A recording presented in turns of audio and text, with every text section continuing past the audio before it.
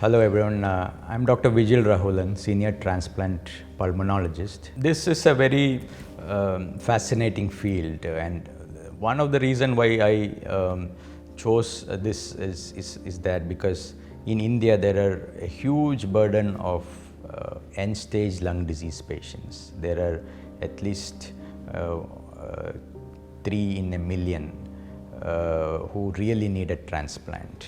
That means there are several lakhs of patients who are affected with this multiple diseases, especially the COPD, the fibrosis, as well as bronchitis and pulmonary hypertension. These are the end-stage lung diseases. For them, there is no good real medical therapy, and they most of them die. And they lead a poor quality of life. They are very sick, they can't walk, they are on oxygen, they are bedridden. So there was nothing, no option for them in India. That prompted me to get special training in the US for the transplantation. So this is a very important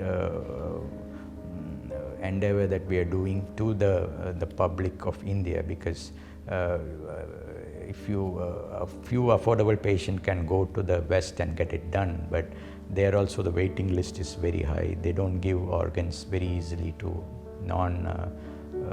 people from other countries. So it was a need of the hour to set up a lung transplant program in the country. I think the next decade or so will be the decade for transplantation surgeries.